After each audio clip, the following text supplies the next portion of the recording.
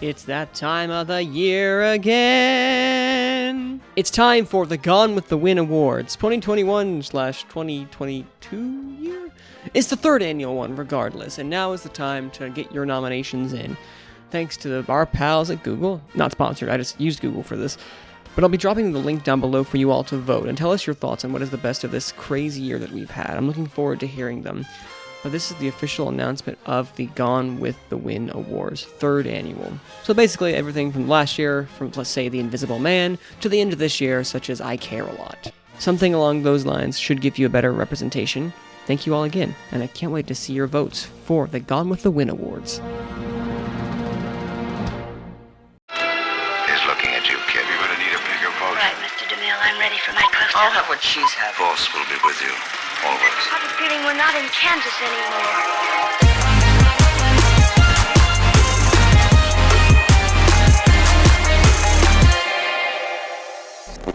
Welcome, one and all, to another exciting episode of Gone with the Wind. Cue the music.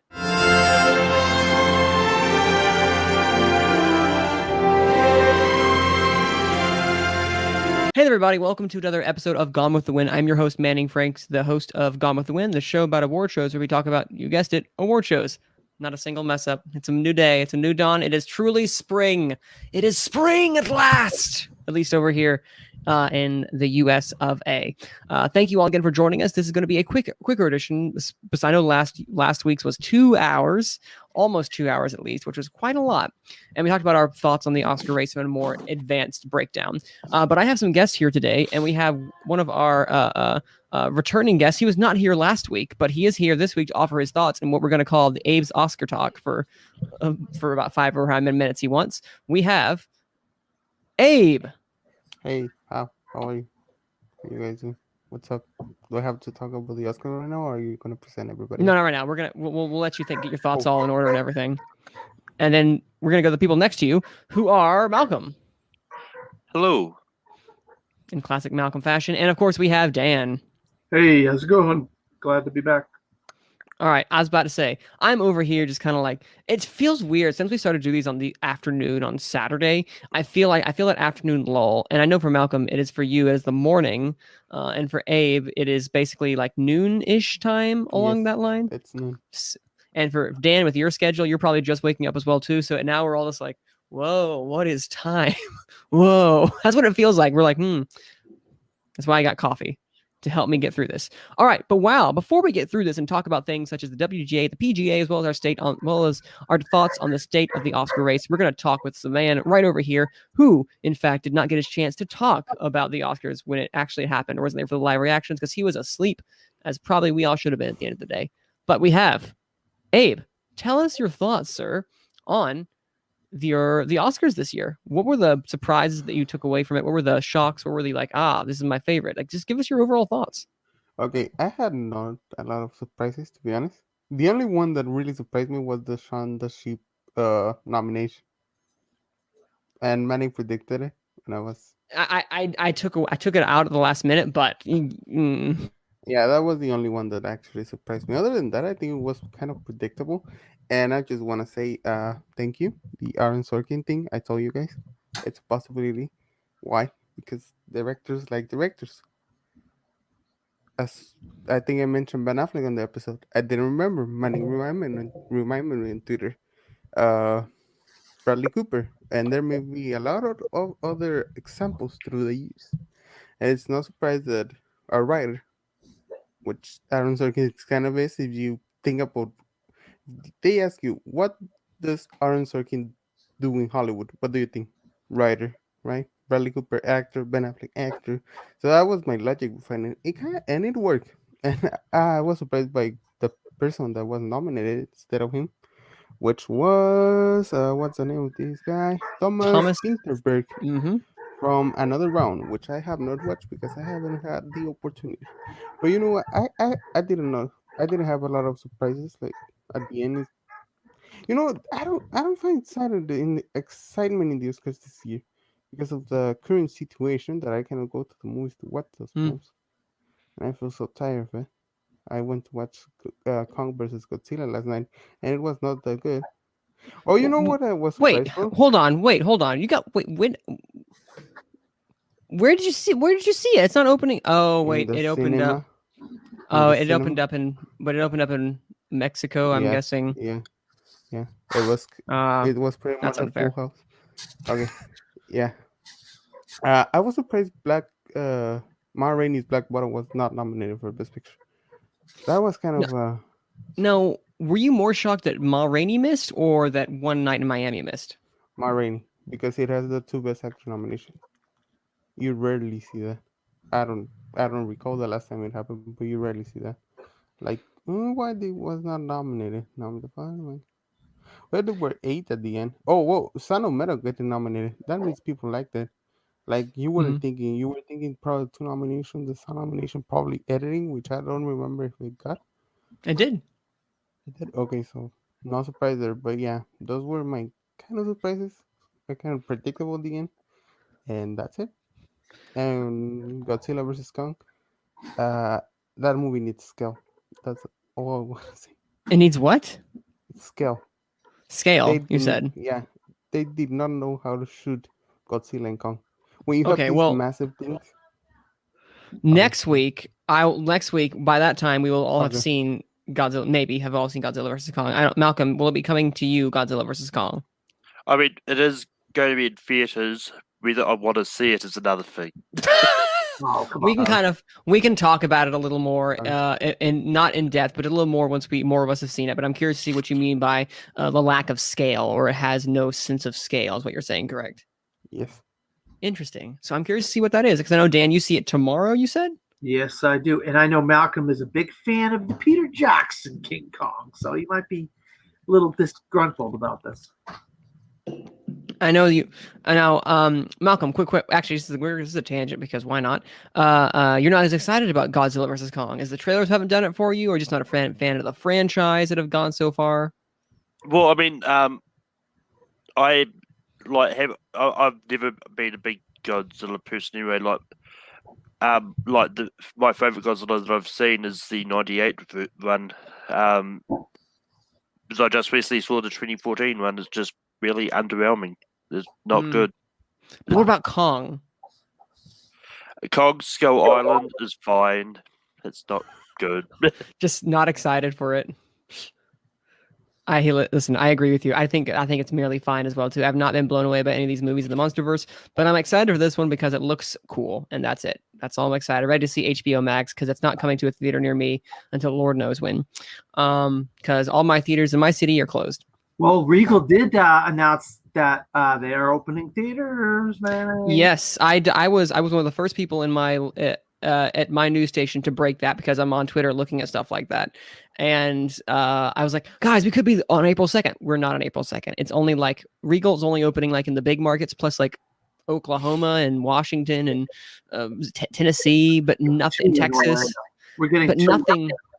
You are. Yep.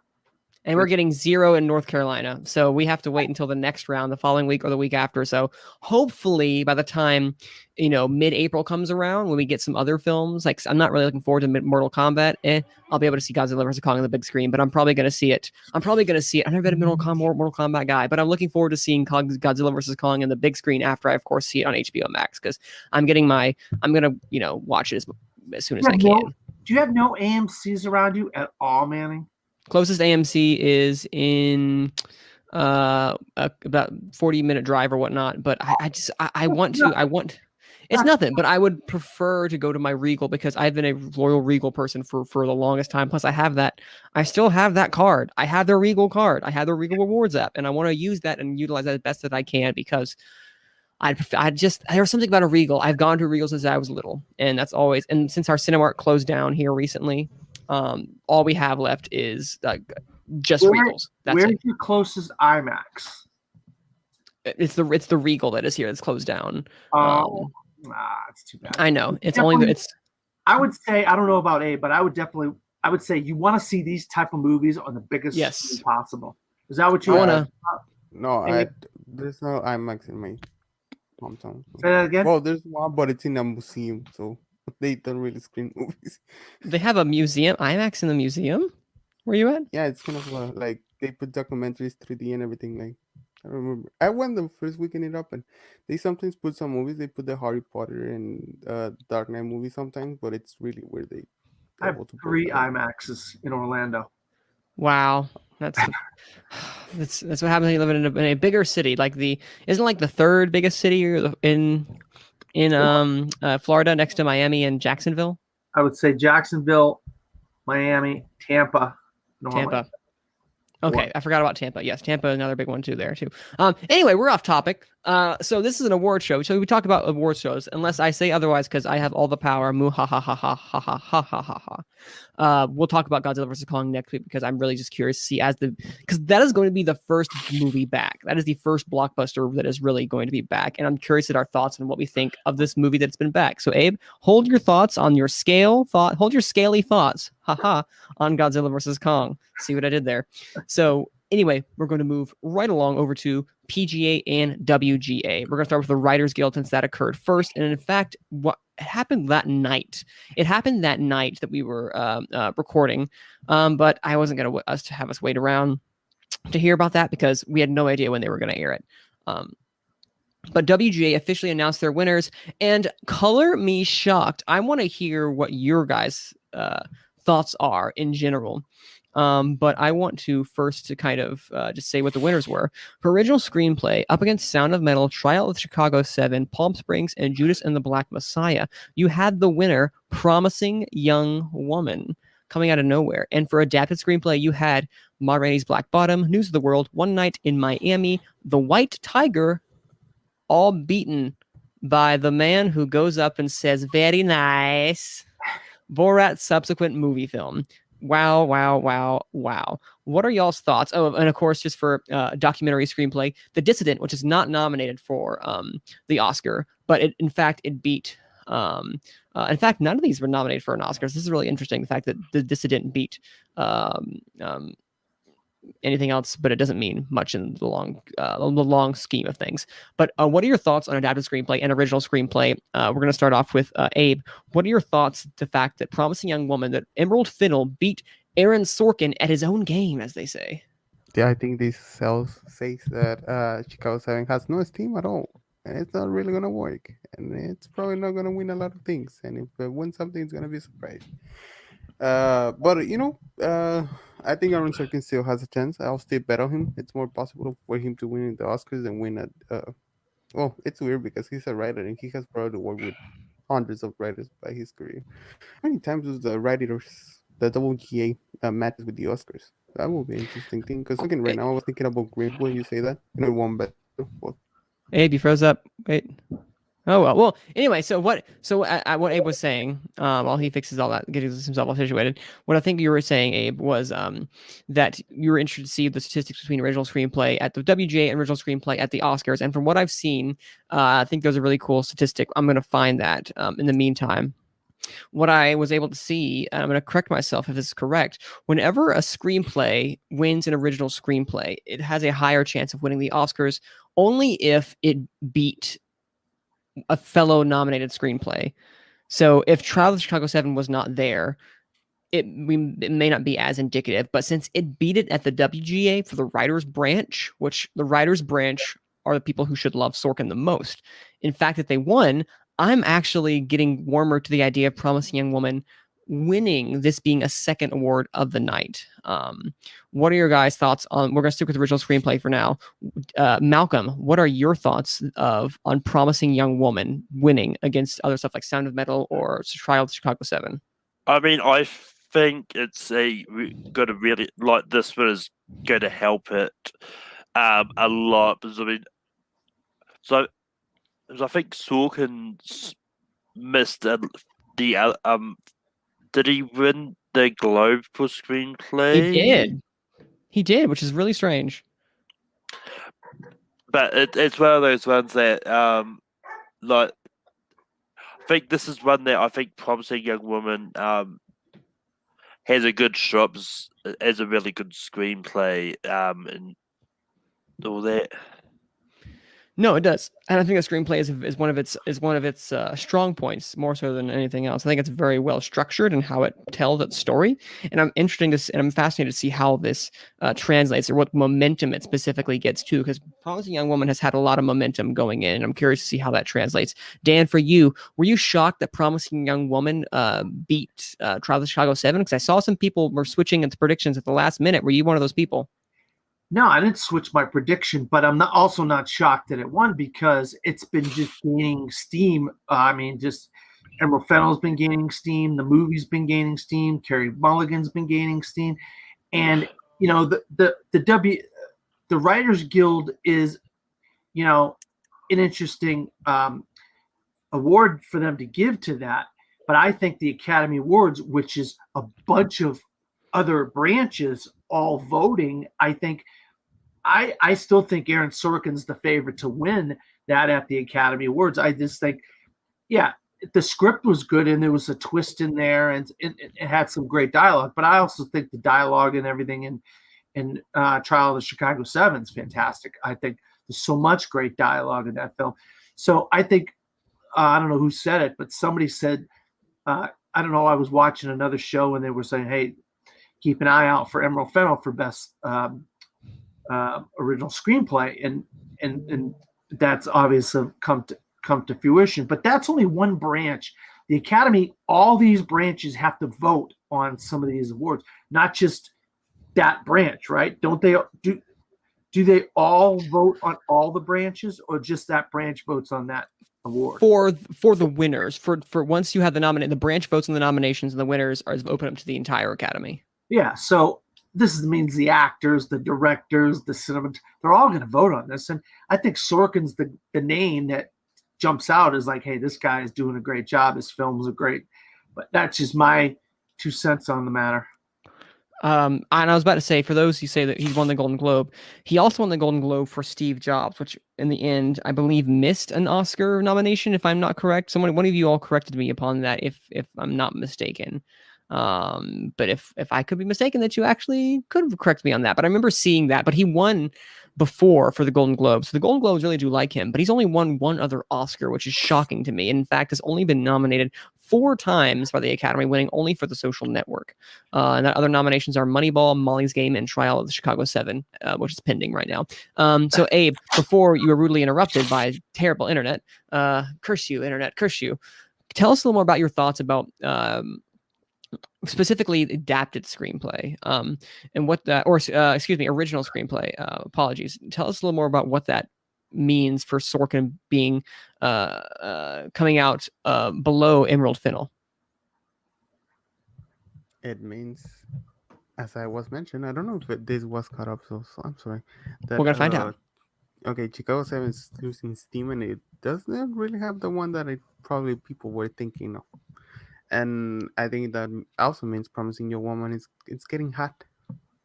It is, because probably Carey Mulligan is gonna win best actress, I'd say. Mm-hmm. Also, probably Promising Young Woman is gonna do great at the Bafta. If continues the steam, it's getting momentum at the right time. And Chicago 7 is losing it. That movie came out almost 6 months ago. Came out in October, right? The Trial of the Chicago 7 came out in September, so it's a long time. We saw sometimes what happens when a movie comes out a while back. People start forgetting about it when other things start coming out. Exactly.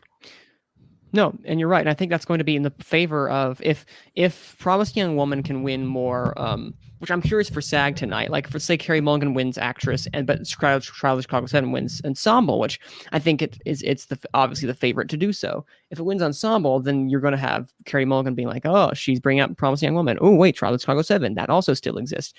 So I'm curious to see what that dynamic happens, because most likely, whenever you win WGA, there's a good correlation if your film beat another film that's nominated also in the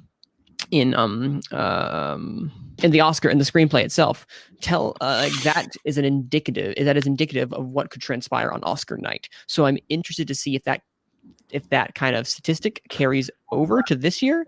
So I'm curious and excited to see how that transpires. Any last thoughts you guys have on the fact of Promising Young Woman coming out of nowhere and being the dominant one when it comes to Emerald Fennell? Yeah, I mean, I'll tell you right now, she's really gaining steam, and people are starting to really get behind that film. Maybe the fact that now it's on Blu-ray and DVD, and you can see it on demand and Vudu and all these places, more people can see it. There's maybe more eyes on it, and that might be the fresher thing on people's mind, and that's what would get her the win. But I still think Sorkin's the favorite.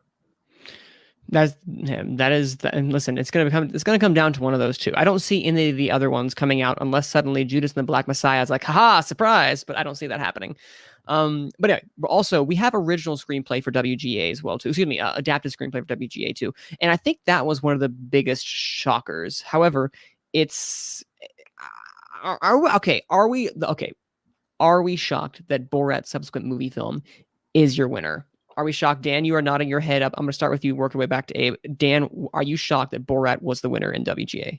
Yeah, because, so it's a film where he goes to these places and then it's mostly ad-libbed.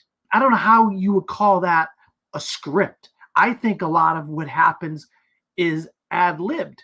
And so I don't know how they can say that's the best script when so much of it is ad-libbed and like on the spot. Like the Rudy Giuliani thing was like they didn't know they were going to do that. As events transpired, they ended up doing that and getting her involved in that. And so to me, it's surprising. I'll be honest with you. I'm very surprised. I mean, I thought one of the plays adapted into movies would have had a better chance at that, or even Nomadland. But maybe maybe there's some ad lib in there too. I don't know. I realized that immediately because Nomadland had a lot of people who were not actors. They were literal nomads in there. And I'm wondering how much of that was actually scripted, which I wouldn't be shocked if Nomadland lost the screenplay. The question now is, what does it lose it to? Because I need to figure out, what was that? Nomadland for Writers Guild. Nomadland, yeah. Nomadland was not nominated. I don't think it was eligible. Was The Father eligible to our knowledge? I don't know. I mean, I'm going to assume that it wasn't. No, but no, it was not. Okay, because The Father, with all the love that it had last minute push, and if they're like, Nomadland was not the best screenplay out there, unless it sweeps, of course, I have a hard time seeing. But if the writers went with Borat too, do you see that Borat getting not only supporting actress, but possibly also getting a screenplay win, 2 for 2 on the night? Is that something that's possible? Well, the thing is, and I want to let these guys talk, but look at the list of people involved in writing Borat. It's a lot. There's a lot of people that would receive Oscars, including Sacha Baron Cohen. So maybe that's their mindset. Oh, we're going to give 10 people an Oscar for writing. I mean, that's just outside the box thinking there, maybe. That is possible. So, Malcolm, what about you? Well, I was actually doing some research while Dan was talking. Nice. And there actually was a script that they did for Borat 2, and because I mean, like all the Kazakhstan things are scripted. And when it comes to improv, like it may be simple instructions, like they go to house or like wherever they need to do the improv. But I mean, I think, but so there is a script, and maybe a bare bones kind of script, but it is one of those that, like with everything, like no matter what it is, there's always some kind of script, even if it's improv, because I think they need to know like where they're going to be and what they're going to do. So, I mean, honestly, I don't think Borat 2 wins over like Nomadland. I think this is a case of the WGA thought this was better than the other ones that were nominated, but I think it's just a case of like the one that I think will win, Nomadland, just wasn't eligible to be nominated. So. Well, now I'm curious. I'm going back to history about what has won adapted screenplay. Now I'm just curious, going back along those lines. darn, there goes Abe. So what I was gonna say, so for those who don't know, Malcolm literally just dropped the script for us. So I'm curious to check that out to see exactly how much is actually on that screenplay, because it feels like a lot of it was, in fact, could be scripted in and of itself. Any last thoughts you guys have on the screenplay and what this means for the race? Because again, Nomadland or The Father, there were none that was not in when it came to adapted screenplay. No, I think Malcolm's right. Malcolm makes a very valid point. The things that weren't nominated for WGA were nominated for the Academy Award, and that could make the difference on what wins and what loses. You're right. And I'm going to look actually right now to see what has won in the past for best adapted screenplay. The year before was Jojo Rabbit, that ultimately did win. The year before was Can You Ever Forgive Me, which did not win. What won besides Can You Ever Forgive Me? That was Black Klansman. Yes, that was Black Klansman. So adapted screenplay is definitely a lot more up in the air. It seems to be the case, which I'm not too shocked that won at the end of the day. So we can totally see something else that's not even nominated to win. So I wouldn't be too shocked if that was the case. But anyway, while Abe's getting his internet fixed up, another award show happened this past week in the middle of the week, and that was PGA. Probably one of the most indicative when it comes to the Oscars, because these are also ranked choice voting. Because ranked choice voting is also the method that the Academy uses to rank their best picture nominees to ultimately give out the trophy. The winner this year, which I'm pretty sure most of us predicted, was Nomadland. Nomadland won, beating out other ones before it, like Chicago 7, like Minari, like Promising Young Woman, and even Borat's subsequent movie film. This is starting to become a little bit expected. We see this and we're like, okay, yes, we knew this was the one that was out in front. Do we expect this to go all the way? And do we think this is a good indicative one of this year's Oscars? Malcolm, what do you think when this comes to the Oscars? Is this this is good for Nomadland no matter which way you slice it, but is the race over? Is this Nomadland's to lose? I mean, at this point, I think it's safe to say that it will be Nomadland, unless there's a surprise that comes out at Nomi at the Oscars. But at this point, like, Nomadland's won everything so far, like in the best picture kind of race sort of thing. So I don't see it losing at this point. Well, what about for you, Dan? Is this like I totally see this winning, or is there still a chance for some of the other ones to come out on top? Yeah, I'll be honest, Manning. I think ever since I saw Nomadland, it's been my #1 movie of the year, and I believe it's the best movie of the year. And I've seen every movie that is nominated, and I've seen some of them multiple times. And I just think with the consciousness of America and what the country went through last year, and what goes on in that movie, the struggle that the leading character goes through in that movie, I just believe it's the movie America needs to see win the Academy Award. And I've said it before. I don't want to sound like a broken record, but the movie that wins the Academy is the movie that the country needs to win. Like, if you go back throughout history, it's just the right movie seems to, more often than not, win the Academy Award for Best Picture because of the times that are going on, the things that are going on in the country, and the various struggles that the country is going through.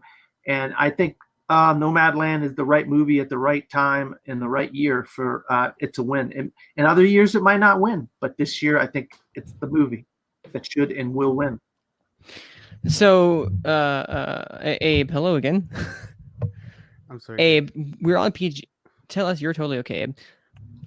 Abe, for PGA, PGA is one of the most indicative of the Oscars, statistically speaking.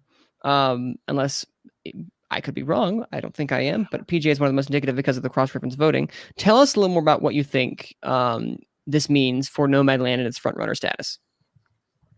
I think it locks it down. Like, honestly, when I saw that they won PGA, like, well, I guess I have one right answer out of the 23 because they took out one category of song. So I don't think this argument is gonna win. Like it's probably also gonna win director. Probably Chloe Zhao is gonna win best director. And it's gonna take those two away. You were talking about screenplay, but then my internet decided to suck. So Yes, tell I us your also think it's screenplay. gonna win adapted. So it's probably gonna win the big three and with only one acting nomination. So I think it's just a lockdown for the win. Like I don't see any other film coming out of nowhere and winning it because none of them has the same steam as it has. So it's gonna be hard for anything to catch it up at this point. Like we're less than a month away. Yeah, less than a month away. So it's gonna be hard for any film to catch up. Now, I will say though, as a caveat in there, last year we had 1917 win PGA, beating out Parasite. Is there any movie that could, come out of the woodworks this last month? You said that they had a long space to cover it, but I don't know. There could be something and again, I'm spitballing. I agree. Nomadland's probably the one doing it because it has Chloe Zhao also in there, and that's a big indicator when director and picture start to line up. Not all the time, but for playing devil's advocate, this is not the first time, especially the year that we're in, that PGA has not gone the way of the Ultimate Academy Award winner. For instance, you look over at BAFTA. What else could win BAFTA if not you could have The Father suddenly win. You could have I'm trying to remember what else is nominated for BAFTA Best Film. Tiger's in there twice, right? Right, it's in there for both. Say it again. White Tiger is in there for both, right? BAFTA and Academy Award. For screenplay, yes, it is in there for screenplay for both. That is also very true. But I will say, is there a possibility that it only wins picture and director, or is that not going to happen? You guys think it's going to bring in something else, Nomadland? I mean, Well, I for think the it can win longest editing. time. Wait, we had everyone talk at once. That's really good. I like it when everyone jumps in. Okay, we're gonna start with Malcolm first, right here. Go ahead, Malcolm. I mean, I was going to say, like, I think, as I said earlier, I think Nomadland's getting screenplay because I think it's just a case of it wasn't eligible for the WGA, so it's probably going to sneak in and take screenplay. And so, Dan, what about for you? Do you see that happening?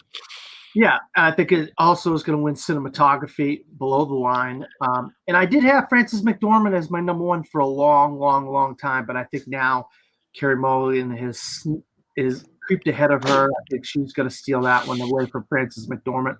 We're not going to get another 3-time Academy Award winner in Best Actress. No, I don't see that to be the case. Okay, I was not thinking any of those two, but it's probably gonna win editing. Do you see anything else winning editing instead of it? Like, is The Fire gonna win editing? I don't Yeah, think it's probably the woman gonna win editing. Abe, This I think editing could Go be ahead, like Trial of the Chicago 7. It could be The Father. Is the editing on The Father is amazing? Is that nominated? The Father? I don't know. That is nominated. Yes. Yeah, it's Those two on the editing, because how they had to use the cameras in Trial of Chicago to get all those guys and get their moments, and they had to banter back and forth. That's some great editing, if you ask me. And then The Father. Oh my God! If you guys still haven't seen The Father, see The Father. That is. I will. I'm going to get it this week. So we'll see by the next episode. So I'm going to say if Nomadland wins editing of the night, it's winning picture. There is no doubt whatsoever because it is bringing it along. I don't think it's the best editing out of any of these whatsoever. I think it's merely good editing, but usually the film with the most momentum, think Green Book that year when it got editing. We're like, this movie didn't have the most significant editing of all time, but it brought it around because it was a movie that people really, really enjoyed. I can see the same thing happening with Nomadland, but okay, just think, this possibility. Sound of Metal getting both sound and editing. Am I crazy for thinking as such? Because I could totally see that occurring. I think honestly, there is a place where you could tell me any of these could win, and I would not be shocked. Promising Young Woman included. Oh, that had some great editing. You're right. Yeah. I think Malcolm said something about that on a couple shows ago about the editing on Sound of Metal. He thought it was good. Am I correct, Malcolm, or no? I haven't seen Sound of Metal, so I don't know what you're No, doing. Young Woman. Yeah, Promising Young Woman. Promising Young Woman. I remember you saying something about the editing a while back. But Go ahead.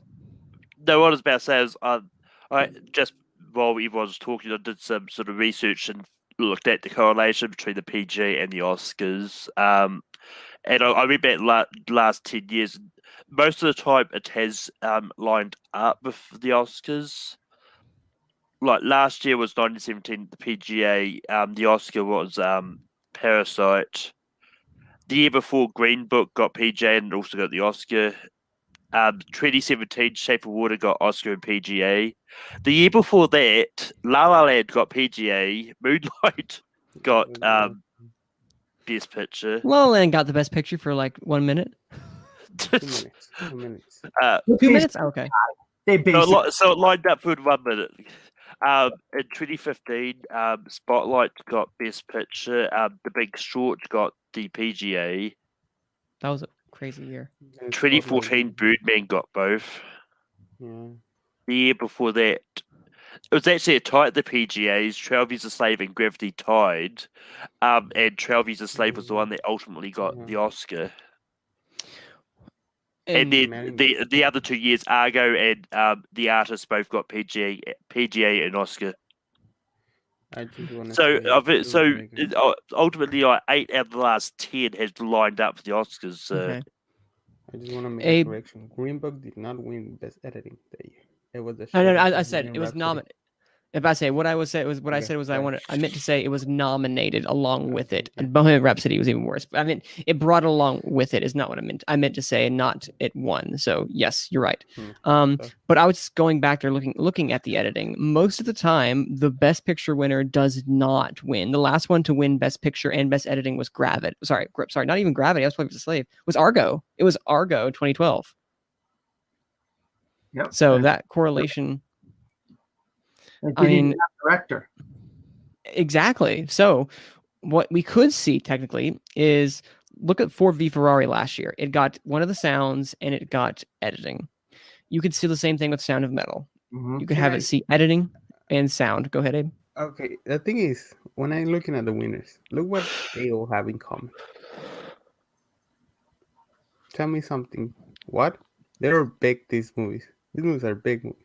Whatever you want to say. These are splashes. These have all the sound and the cuts and the action sequence in the concepts, whatever you want to call it. And none of these movies did you have it. It's Sound of Metal, and it truly does not have two scenes, and it's so black and light.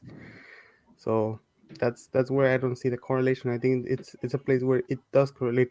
I think it's go back to Argo. Like you don't think Argo, you don't think those. You know, those kinds of scenes, and look what Argo was nominated. Well, Life of Pi is different. But yeah, probably Zero Dark Theory would be a nice prediction that year, but I think correlates more with an Argo than it is with any of the other. When I think of Argo, I think of Trial of Chicago 7. It has that same vein of quick edits. It's very a fast-paced film, Argo. The editing of Argo is something that I look back to, like it was very, they managed to keep you on the edge of your toes because of the editing. It was always fast-paced. You didn't stop at all. The Trial of Chicago 7 is similar with a couple of slow beats in there, which I could totally see Trial of Chicago 7 winning editing, but I don't see it winning it by itself. What's the last movie to win just editing?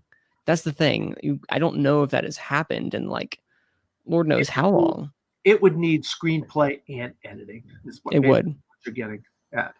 Yeah. It would need that to me, at least in my opinion, unless somehow whatever Ace Eddies. I'm curious what Ace Eddies is going to go for. I'm going to look at what they're nominated for, what's nominated there, real fast. But in the meantime, what are your final thoughts on PGA's win and what it means for Nomadland? Yeah, I'll tell you. This is what Abe said. I think this is the nail in the coffin. I think this looks like it's a slam dunk. Might be one of the most obvious Oscar winners in years. Where there's just nobody that's gonna have a chance to beat this. Or for film and directors, might be such a lock for both of them. Yeah. Which is funny because a year that's very unpredictable in a lot of areas. We're kind of like, we know what picture and director is going to be. But I find it really interesting. We're still figuring out the rest of it below the line. Anyone else have any other thoughts? I went back to 1990 and no film. I don't think so. Like just skimming through the. I don't think there's a movie that has only one editing. So that's an interesting point. But I'm also looking back. I noticed that usually the best picture used to win editing. The English picture did. Forrest Gump did. And I think, because there is nothing this year that is like, this is the best edited film of the year. Like last year, people were touting Ford v Ferrari as like the one to beat. People love that one. Bohemian Rhapsody is still, to me, a big outlier, but we won't talk about that. Dunkirk, Hacksaw Ridge, Mad Max Fury Road, Whiplash, people were talking about, the editing's so good in that one. No one has said the editing of this year is so phenomenal. There's no film that I've seen where people have been like, yes, look at this editing. This is really good. I could be wrong. I say that a lot, but I could be wrong. I'm never perfect, guys. I mean, a lot of these movies are good, nicely edited for the way they had to edit things in 2020. Because that, like, there's so many things that they had that meant they couldn't sort of get a whole team together to be able to edit. They had to do it sort of through sending Good emails. point. Yeah, I remember listening to an interview with Aaron Sorkin, and he was on a Zoom call with the editors. He's like, he needs to one place, and they're in another place, and I mean, it was like a very interesting deal to edit Trial of the Chicago 7. He said in the interview, it was not easy. He said. Mm-hmm. And I'm curious to see, because you go back to the Ace Eddies right now, which I'm looking at. For edited feature, you have Mank, Minari, Nomadland, Sound of Metal, and Trial of the Chicago 7. Basically, switch out Minari and Mank for The Father and Promising Young Woman, which Promising Young Woman is in comedy edited feature film, which I find to be interesting, considering it's never been in comedy anywhere else. Wasn't it in comedy in the Globes? No, it was in drama. So the first time that has I have seen it in there. But let's say it's not going to be Mank or Minari. Let's say that I'm going to look at the correlation real fast, but we're going to find out when they ultimately have and announce the winners when that happens. Like the last 10 years, from what Hollywood Reporter is saying, is that the winner of the Eddie for Best Animated Dramatic Feature went on to win the Oscar for in film editing. So whatever wins there, you can almost bet your bottom dollar that it's going to go to the eventual Oscar winner as well. So, okay, well, I'm curious right now. If you guys had to make the bet right now, what is winning editing, and does it correlate with Best Picture at all, Dan? God Almighty! I mean, I don't think editing is going to correlate with Best Picture this time around. But if it did, forget about it. It's a lock all the way along for Nomadland. If it did, because Nomadland's going to win Best Picture and Best. I think something's going to come out of the woodwork and get editing. And I think, Manning, you said a mouthful when you mentioned Sound of Metal. There's some great editing with the what's it called, with the hands, the sign language, and then sign language, how they portray that. Yeah, there's some great language when it comes to that kinds of stuff. So it very well could be that, but I mean, I think if the Father's in there, the Father could come out of nowhere. If people start seeing that film, they'll realize the editing is amazing in that film. It's seamless editing, but it's not the easiest. Like you're thinking, okay, how? And for a play that's turned into a movie, the editing is amazing. It's seamless, and you're disoriented when you're watching it, and you don't know what's going on, but it's seamless editing. So that to me might get Father to get the editing. And Malcolm, what about you? What do you see winning editing, and does it correlate with Best Picture? I'm going to go with I agree that it probably won't correlate to Best Picture this year. But I'm sticking with Promising Young Woman pulling out editing. So. All right, and then what about you, Abe? Is there a correlation, and who wins? I do think it's going to be a correlation because I don't see anything else coming. Well, probably after Bafta and the A series, I'm going to have a different thought. So yeah. I will not bet a dollar on that. But yeah, I find it totally hard that I just want to say something. I think it's the first time in years that I don't love any of the Best Picture nominees. Well, I watched 5 out of the 8, and I don't love any of them. I really like some, but I don't love any of them. I just want to say that. Wow, that That is a shocker right there to know about that. No, there are some that I definitely love and adore. But real quick, for me also, I can't tell you what on earth is going to win, but I'm still going to go with the Sound of Metal personally. I think Abe could be right, Malcolm definitely be right, and Dan could be right as well too. There could be anyone. I think it'll be safe to say that I don't think Trial of the Chicago 7 is going to win unless it gets screenplay as well, because it's hard to see a lone editing win personally, but it could be a first. We've always had years of firsts, and this could be the first for sound editing without anything else. Sorry, editing without anything else. And there's only correlation is going to be is if it's Nomadland winning editing. Go ahead, Malcolm. I was about to say, I mean, you could argue that this year's the Oscars have already made a lot of firsts already. Like, yes, they have. Especially having like two females nominated for Best Director, and then like even two sort of people of foreign descent and stuff nominated in the same category as well. So there's definitely a lot of firsts that they've already done this year, so they might continue that trend. What I was going to also add is that the BAFTA film editing is the exact same as Oscars. It's The Father, Nomadland, Promising Young Woman, Sound of Metal, and Trial of Chicago 7. It is the exact same 5.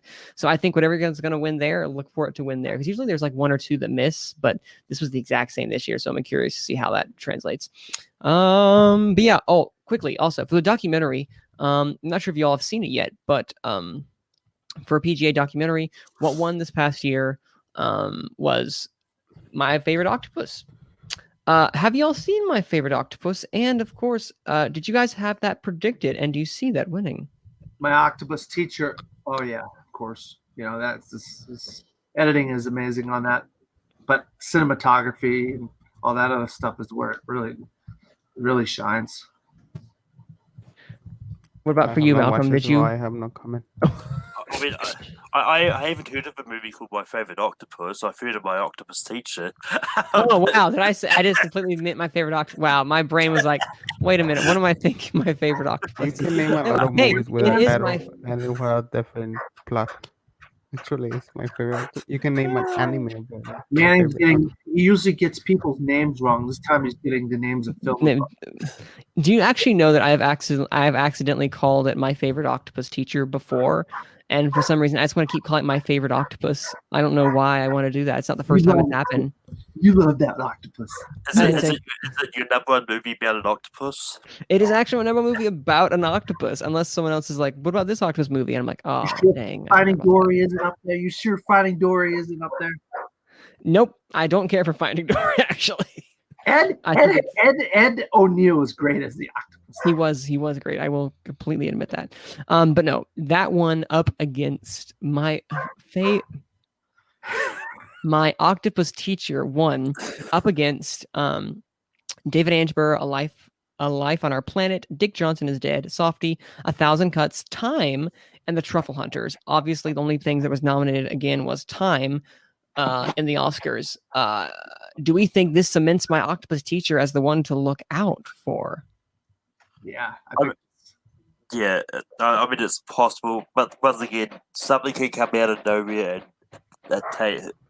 I did, Malcolm. I did hear an interview with somebody this week just saying they had 8,000 hours of footage to edit together to make My Octopus Teacher.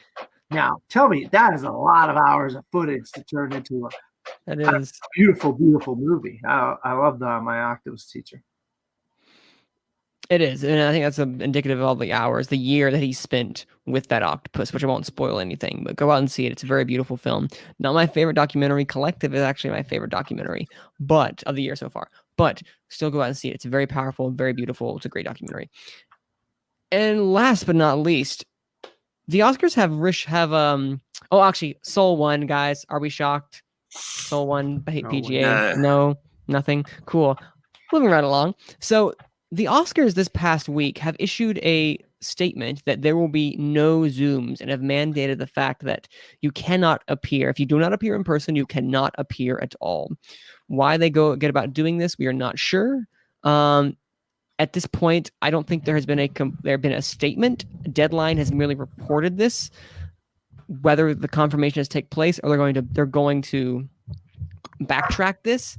We're going to find out because 2 meetings were scheduled for Friday, March 19th. I am reading right now from Variety. One for film studio executives, and the other for personal publicists, to discuss international nominees guidelines and the requirements needed to participate in the show. That meeting was postponed to Tuesday, March 23rd, before being abruptly canceled the evening before it was scheduled to take place. No new date has been given. There's been no clarity, groused one studio executive. It's incredibly frustrating. So, some people have issued their frustration with the fact there has been no clarity in what they're going to be doing. In fact, Emerald Fennell, who we all know is the director of Promising Young Woman, said was asked if she would attend the ceremony. Later in the article, she quoted was saying, "I hope so," she said. "I'm desperate to. The idea of missing is so awful, and I can't bear to think about it. Obviously, it's whatever is safe and allowed, but I'm not going to break the law by swimming the Atlantic. Though I would if I had the time and the core strength." I appreciate the humor there. But she can't go now because apparently there's an international ban on travel in the United Kingdom until May 17th, past that Oscar date, and possibly until June, with a large fine being given to anyone traveling unless it's for a, quote, good reason.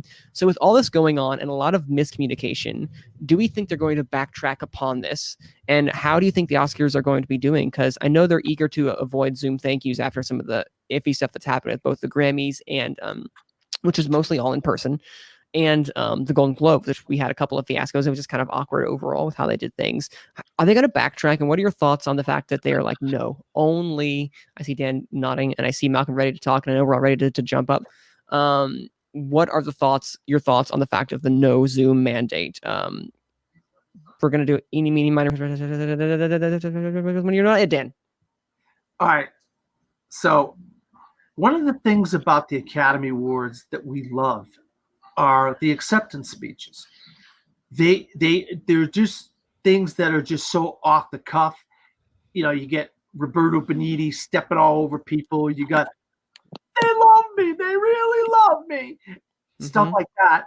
Well, what happened at the Golden Globes this past awards? You had something that nobody saw coming. Alan Kim gets on there. She's a little kid, and he starts bawling and he's crying. And then you had Chadwick Boseman's widow sitting on there, and she's telling this just touching story. And then you had Rosamund Pike and her. You need to get these people on here any way you can, and if it means Zoom calls, then you do Zoom calls. You can't force these people to not come on the show if they can't travel ban or whatever. If they're in England, they can't come over. And Fennell has a legitimate shot at winning stuff. I mean, how can you not have her on the show and just have a picture of her and Emma Fennell, we accept this award? That's going to be the most boring thing. Have a bunch of those where people we accept this on behalf of this person, we accept this on behalf of this person, we accept this on behalf of that person. That's going to be the most boring Academy Award ever. You want that off the cuff, that emotion that we love about the Academy Awards. And if you have to do Zoom, you do Zoom. I mean, it's to me, it's a no-brainer. You need to get as many people there who can accept, whether it be in person. Obviously, they're not going to have the trophy in their hand. We know that, all right? But they're going to be able to accept the award and give their honest, emotional response to winning and thank people. That, to me, is the thing that I want to see most about the Academy Awards, is people give their honest, emotional acceptance speeches. And we need it. We need Zoom, if you ask me. Here. Thank you for that rant, Dan. Malcolm, your thoughts? I mean, look, after the fiasco of the Globes, I don't think they're going to backtrack on this. But what I think they might do is they'll go, look, if you can't make it, record a acceptance speech and send it through, so that on the off chance that they do win, they can go, well, we've recorded this acceptance speech. So I mean, it's one of those ones that I don't really want to see another award show where they use the Zoom things, just because it it just it didn't work for the Globes. It just was so messy. I That mean, one mishap, Malcolm. The one mishap. well, I don't. I mean, it's that they may have only had one mishap. I still thought There it were was, awkward moments. That is true. There's a lot of awkward moments. It just felt really messy to me. Abe, you're ready to jump at the bit. Tell us. I don't think what Malcolm's saying is possible because of the accounting firm. It's like an accounting firm, right? That it's higher because those envelopes have to be open at the night. Like at That's the day. true. It's not Yeah, possible. no, Like, no. well, No, you're what I gonna mean, ask 5 people to record a speech. It's gonna be the awkward thing. Nobody's gonna want to do it. WGA did that. They did that this past week, and so everyone pre-recorded their acceptance speeches. So it was really awkward. That's gonna be so sad. Nobody, you know, and I don't want to cut you off, Abe. Nobody, you're not going to want to have. You don't get the real emotion when you're pre-recording an acceptance speech. You know, because you don't know if you actually when you. Oh, what are you going to fake? Thank you, I love you. I want to thank this person and that person and this person. You really think you're going to get the right emotion, the true. If they're crying or if they're jumping for joy or if they're smiling or whatever from a pre-recorded acceptance speech, I don't think so. Yeah, and it's a TV show, and they want to have those raw emotions and generate audience, and people are gonna tune in when they know something good is happening. You know, like the La La Land thing. I don't know how the ratings peak at the time that the La La Land fiasco happened, but they all want that, and that's the only way you get it, with real emotions, with people there, or whatever you use some calls. And it's, I mean, it's not the best thing to do, but it's the right thing to do. So, go ahead, Abe. I thought you were done. I know having the people that cannot travel to Los Angeles, like, accept their Oscars, so just be there on screen. Maybe they don't win, but they're there. What I was going to add is that in the article that I'm continue reading, producers are this is from the article from Variety, which I'll link in the description down below. With producers eager to avoid Zoom thank yous, there has been a push to allow winners to pre-record speeches instead. But that comes with its own problems. There's concerns those speeches would appear flat, lacking the publicist's fear, or lacking the rush of excitement that comes with being a declared victor. Also, talent and publicists fear the recordings of the losing nominees could leak online, making their clients look bad. So it's also a publicist fear that they have of these possibly leaking if they're all pre-recording it and then look bad upon their part. Another one that it says is that there are rumors the Academy would ask for nominees to quarantine anywhere from 5 to 14 days prior to the ceremony after attending the Oscars. The talent can't just return to work. In many cases, attendees would need to quarantine for another 14 days after leaving the U.S. That would shut down the productions from 10 to 30 days for people to attend the ceremony, potentially costing studios millions of dollars in delays. And right now, it doesn't appear the producers have asked for information on whether attendees have been vaccinated or not, which I think is going to be a question they should ask. Because either way you put it, you're going to spend a lot more money in this. Getting people to there or whatnot, whether you get them far in advance and like, hey, if you know you're not going to be able to make it, or if you need a, quote, good reason, let's talk with your government, or let's do something along these lines. Let's find a way to make it work. Maybe there are 2 live shows, one happening in England for those who are currently there, and one happening in America, or like how they had the Golden Globes, they split it up. Maybe it's like a live show happening subsequently, so it's not the exact same thing. However, if it's in England, you're going to be up at 3 a.m. or something like that. So I feel for them tremendously. Either way we look at it, it's going to suck. Yes. If they tell you you're gonna win an Oscar, probably. Yes, I'm gonna be up at 3 a.m. What are you gonna do? I mean, unless I'm Anthony Hopkins, I'm gonna stay up. I'm gonna sleep if I'm Anthony Hopkins. Well, yeah, I mean, in the case of using England as an example, that if they do a live show over there, because I'm not sure how many sort of British people are nominated. What they could do is do something like what they did for the science and technical stuff. Maybe have their I mean, now it's going to be messy. All the same. It's going to be messy. Yes. Because I mean, once again, you're not really going to know. Like the only people who will know is the people who are counting the vote. So you're not really going to. You make a good point, Malcolm. What if nobody was there? You just announce the winners, and then nobody gets to accept this. Just this is the winner. Move on to the next one. This is the winner. Move on to the next one. This is the winner. That may be the best way to do it then. That way. Do a 1923 style ceremony. Last, what, between 20 and 40 minutes? Yeah. You just announce the winners. That'd be horrible. No. Nobody knows. No. Malcolm, what were you going to say? Yeah, what I was about to say is, I don't want them to do that. That's going to take away the whole spirit of the Oscars out. But I mean, it's one of those ones like you've got maybe have the people who like watching the Oscars to find out who won, and who barely watched it anyway, and to get interested. Like, they're not going to do any of the usual bullshit the Oscars do, but I'm going to find out the winners, boom, boom, boom, easily. But I mean, this is one of those ones that I think it's one of those. There's really no right or. This is going to be one of those risky things, regardless. And I mean, like, it's one of those ones, like, even in the going back to the pre-recorded things, like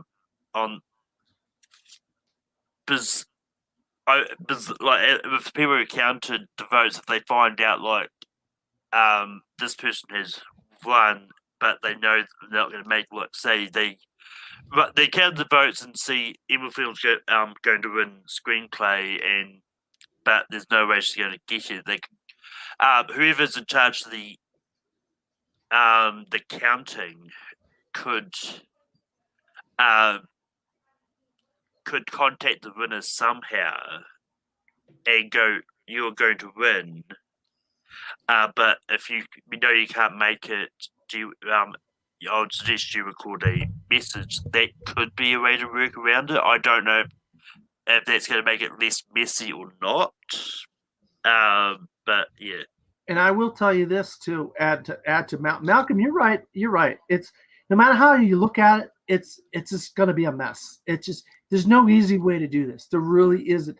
But I'll tell you, just looking at potential winners, these are just potential winners here. Okay, guys, people that are out of country, out of my country that I live in currently, not counting Malcolm or Abe's country. Gabe, are you in Mexico or America?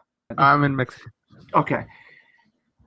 Look at you talking about Daniel Kaluuya, Emerald Fennell, Anthony Hopkins, Gary Oldman, Sacha Baron Cohen. There's a lot of people that are over in England that could potentially win. And if you look at that article that Manning was referencing, the list is not a short list. It's a pretty good list. Chloe Zhao is in America right now. So you could that doing a second show like the Golden Globes did for New York and LA, doing one in England or Ireland or Scotland or somewhere over there, Great Britain area, and doing one here and just saying, guess what, guys, you're just going to have to suck it up and be up at 3 a.m. in the morning or whatever. Or maybe they push it back and it's not at like 8 o'clock on our time over in the Eastern. Maybe it's like, maybe it's in the middle of the day or something. No, it is. It's 5. Okay, Europe is 5 hours difference than us. So, like for you and me, Manning, England, it's like 2, 3 o'clock in the afternoon for them, and it's 7 o'clock in the morning. So if it's 8 o'clock in the morning for them, it's like in the middle of the night for us. So maybe we could have our people be in the middle of the night because California is 3 hours ahead of the East Coast. So think about this. It'd be in the morning for England and in the evening for California, like 8, 9, 10 o'clock around there. They'd be in the morning for England. So it would actually make sense to have two shows, have them get up in the morning and go do their show early in the morning, 7, 8 in the morning, and have us California people be 7, 8 at night. This is what I truly think that should transpire. I'm going to give my 2 cents on this matter because the Academy should already have told their plan and what it is. They should announce it today. Yeah. They should announce it today. They should meet in that meeting and announce it today for all the publicists and the studio executives so they can know and the studios can plan in advance and be like, this is what we need. Ideally, the Oscars will work with the studio executives and each people who are in their respective places or their movies will be like, hey, have you had the vaccine? When did you get it? We're going to plan and coordinate all this and you're going to be here. So we want to make sure you can get here. We're going to talk with your governments. We're going to get what we can do. These studio executives will be like, hey, because if you look back at for the one for England, you can leave if you have a written excuse like for work. The studio executives would be like, this is for work. And so they could get out of it if they need to, if they do their quarantine, if they get their vaccine. They should have done this a long time ago. And if anything, this is a failing on the Academy for not having a clear plan. And I know it's up in the air, but by this time, y'all should really know. Malcolm, what were you going to say? Yeah, no, I was about to say, I'd argue for the people that live in Britain, being nominated for the Academy Award is a good reason to travel, to be honest. It is. So, I mean... it's one of those ones like the Oscars really need to start sorting it because I know that just using the restrictions that like New Zealand has for travel and that, like if we're coming into the country from somewhere else, we have to quarantine for 2 weeks before we can leave. So I'm assuming that it's the same for America that if you entering there from another country, you do have to quarantine for 2 weeks. So you need to have at least 2 weeks before the Oscars. Malcolm and Manning, can I ask you a question? Are they doing the BAFTAs live at the same location they always do in the Royal Albert Hall or whatever? That's a great question. I was literally thinking about that yesterday. And they recently announced who they're going to have hosts and everything, but I'm not exactly sure what they're doing for this. I think they will be doing Zoom but I could be wrong. I just want to say you don't have to be in quarantine before entering the United States. You do not. Yeah, no, you don't. So you could just do. Manning, you could literally do half the awards from Royal Albert Hall, like you do in the BAFTAs, and the other half from wherever in California. And you could do 2 ceremonies and use the British camera crews, use everything over there, and have like a conjunction like with the BBC, the British Broadcasting, because they air the BAFTAs. You just do something in conjunction with them and just air it simultaneously, you know? Yeah, I mean, according to Wikipedia, they're still planning to do it at the Royal Albert Hall, but especially if everything's gone to shit, that might not happen because. Well, I mean, no, what I meant was like especially if all the restrictions and stuff that have just come into place, they might have to end up going to Zoom in the end as well because you could only have they would only be allowed to have X amount of people there if they're allowed to have anyone there at all. So how many movies are nominated, like with shorts and everything, like in total, like for the Oscars or BAFTA? Yes, BAFTA for the Oscars. No, not for Best Picture, but like as a whole, like oh geez, like what 40, 30? Let's say 40, just to put a number. Sure, like, sure. 40. You need to put 40 different teams of people working right now for their people to be there. And what the are they waiting for to make an announcement? Like honestly, Yes. like Good point. You guys make a valid point right there. You got 40 people and there's teams of 5 nominations, 3 nominations. As Dan mentioned earlier, Borat has like 9 writers, something like that. So what are you gonna do with those whole 9 people? Those 9 people deserve to be there if they're gonna win an Oscar, if they've been nominated and be okay, man, he's gonna say something important. Yeah, I just found something out really important. Oh, So good. BAFTA has confirmed a couple days ago that they are details of the 2021 Film Awards ceremony. I'm not sure if Malcolm had this as well too, but they're dividing it into 2 events. One taking place April 10th and one April 11th. Both broadcast live on BBC. Time TBD. One will be on Saturday, which is called the Bafta Film Awards Opening Night, Saturday, April 10th, live on BBC Two. A total of 8 Bafta winners will be unveiled alongside a showcase of the nominated films. So they'll be showcasing the nominated films and getting people excited for the tomorrow, while giving 8 films that night with behind-the-scene footage highlighting the creative process. Blah, blah, blah. They've continued, and they'll be joined by a panel to be announced guests. Again, this could all change if things go really awry. On Sunday, April 11th, Edith Bowman and Dermot O'Leary will host the full BAFTA Film Awards live on BBC One. The pair are stepping up from their regular red carpet gig to full hosting duties. They will be joined by a small group of presenters in person at the Royal Albert Hall, as Malcolm was saying, which with others tuning in from Los Angeles. They will not be live. They will have their own people from Los Angeles tuning in live. All nominees will join virtually. All nominees will be joined virtually alongside the entire virtual audience. The remaining 70 awards will be handed out on this eve, including the public voted Rising Star Award and the BAFTA Fellowship. So they are adapting and everything. So I'm curious to see how this transpires on April 11th or April 10th and then April 11th. Tell me that doesn't make sense, guys.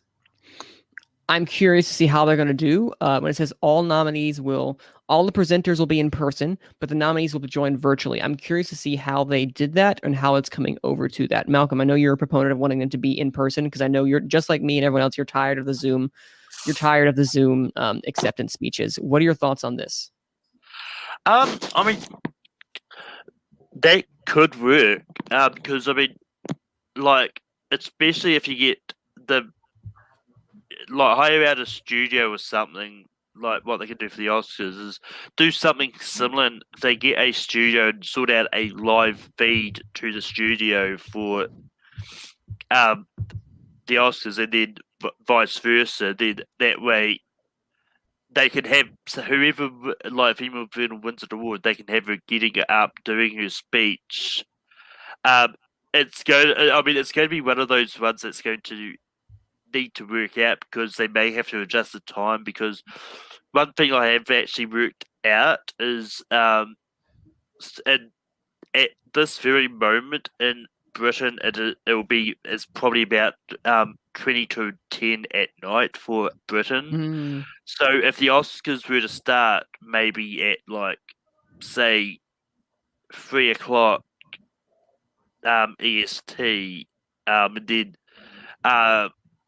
that way it's going to be at a time that suits Britain to be able to make this coordination work, if that's the way they do decide to go. I mean, it's going to be one of those ones that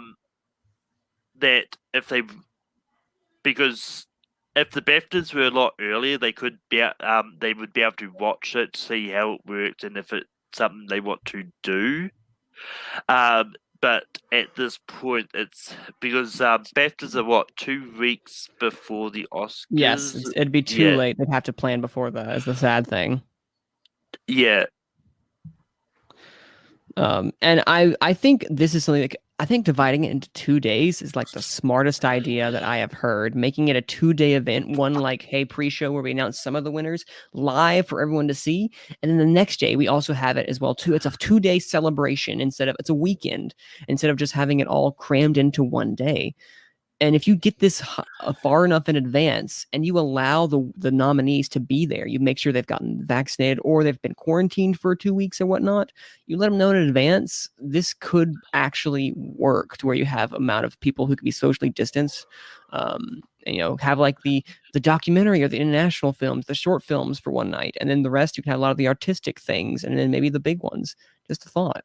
Maybe you could predict which awards are going to be won by which people, and maybe have those awards nominated or announced at a specific day or whatever. I don't know. I mean, I think it's one of those ones. I don't think they could predict what awards. Like, they can't go like, well, we think Emma Fennell's going to be winning this award, so we'll make sure we do this the day before. So, no, that's true. You're right. But I mean, it's one of those ones like because when they normally do the Oscars normally do their scientific and technical awards the day before, don't they? Is it the day before, or is it like a few days before? I thought it was like a week before, but I don't know. I could be wrong. It's any time that is before, and they pre-record that, or instead of pre-recording it, make it live for us to watch and see the day before. I think that'd make it a lot more easily accessible for people. I think that's the best thing for us to do, especially during this time. Because look, Oscars, I know you don't watch our podcast, listen to our podcast, but just think, you're going to have to make some sacrifice somewhere. And if you want everyone to show up, you're going to have to work hard for that. You can't just say it and then expect them to be there. If you want people to show up, you're going to have to work for them to show up. And that is something you have to come to the realization. And that's just my 2 cents on the matter. Yeah. If you want a show, it's not going to be easy to do a show. Everybody's got to work and to work together to. It is possible. Yeah. Yeah, to be able to make this show happen. That's the bottom line. Apparently, the Oscars have already done their scientific and technical awards this year. Wow. When did they do it? I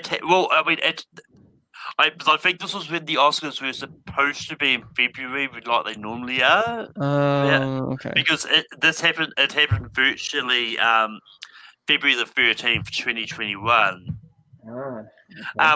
And I should remember that because they had a speech from Kathleen Kennedy and James Cameron there, and I know the Kathleen Kennedy one kind of got a little bit ripped apart. Yeah. Abe, any thoughts you have? No. Not like All right. no, like at all. Like it's you have to sacrifice something if you want to get something. This is gonna be a PR nightmare at the end. Like if anything people doing before or predicting the winners or whatever, that's a PR nightmare that I don't think they're willing to say. Because if you try to predict the winners, what's gonna happen? They're gonna say they're probably rigged, and they don't want that. Yeah. They don't want even the mention of that, so that's not possible. I think Good point, Abe. the 2-day ceremony sounds interesting because you can have different groups of people. I don't know how many people nominated are around what, between 100 and 150 people, not less, probably less than 100 people. So you have a theater that allows, like, how many people are allowed in the Kodak theater where they usually do the Oscar, like 3,000, something like that, right? A lot of geez. people. A lot of people. You can have 100 people there, just the nominated people, but it's also like, do they want to be there? You want to that? And as we've been commenting the whole, like, I don't know, 20-40 minutes, you're gonna have all the people there. There's people that live in other countries where the situation is not the same as in the United States, even California, where in California you get your vaccine as an adult from April 12th. You are sure that you can get a vaccine. I don't know how it's in your states, but in California, that's what the governor said. Like, from April 12th and ahead, any adult can get the vaccine. So it's a hard situation to manage, and that's why I don't work at the Oscars, because I will make a stupid decision doing that. Also, because I'm a biology major, and that makes no sense. Not a business major. Not a guy in charge of business. I mean, it's one of those much like you'd think a lot of the celebrities would have been vaccinated or be really high up by this time. You know, I want to quote somebody that is not well liked in the world right now. Louis C.K. Do you remember when he presented the documentary film? That he said some people are going back home in a Honda Civic. So, some people, like, when he said that, and that's true. Not every nominee has the privilege that some have. So yeah. Like, you know, that's true. Tell me, with all due respect, Emerald Fennell, she has the same money as, I don't know, a Gary Oldman that has been working 30 years in, what's like, But she has money talks in the world. She's been on town, so she's making some money.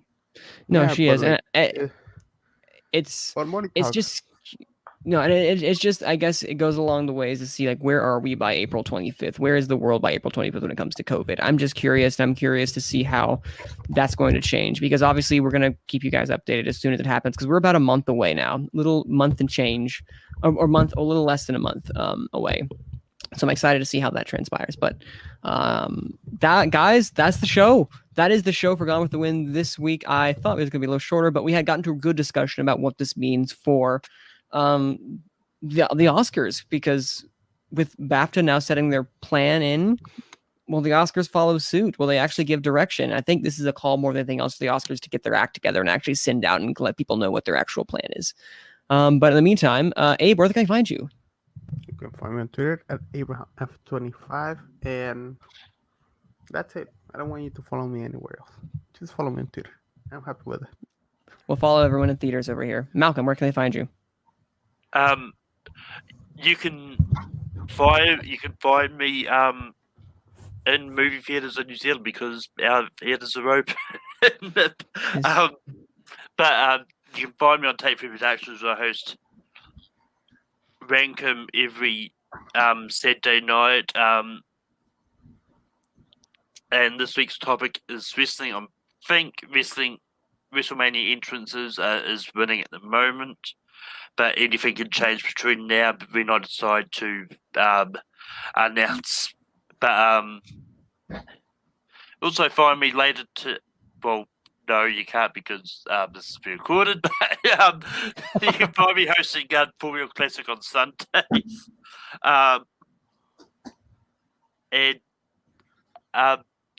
And we didn't really talk about movies that we'd seen this week. Go watch Judas and the Black Messiah. It's good. Hey, and then Dan, where can they find you? You can find me at Dan Skip Allen on Facebook, Twitter, Instagram, and Pinterest. Also, I'm a film critic in the Orlando, Florida area of the United States, and I write for a website called disappointmentmedia.com. Don't at me. I didn't come up with the name. I just write for them. I write all kinds of different things for them. I do a little bit of awards coverage as well. Also, my own personal blog from the fourth row at wordpress.com. So if you want to read anything that I have written, those are the two places you can go. I do a couple YouTube shows, the Top 5 Weekly, where myself and a guest discuss a various topic about the movies, whatever movies out. And I'm doing a 4-week series about the Academy Awards. So stay tuned for that. Also, my summer series will be starting in June. Bleacher Features, where myself and a guest discuss a sports movie. And I know Malcolm's been chomping at the bit to get on that, so I might get him on next year. So those are the two places, all the places you can find me. And you can find me right here on Take 3 Productions. I am the host of Gone with the Wind and my YouTube channel, Manning Franks, as well as my Twitter, Sina_man. That's CINE_MANN. Yes, 2 N's. You heard that right. And thank you guys for listening. Listening, because there's no faces. So thank you guys for listening to this episode of Gone with the Wind. Thank you all again. And I can't wait to see you all at the movies. For real this time. Bye-bye.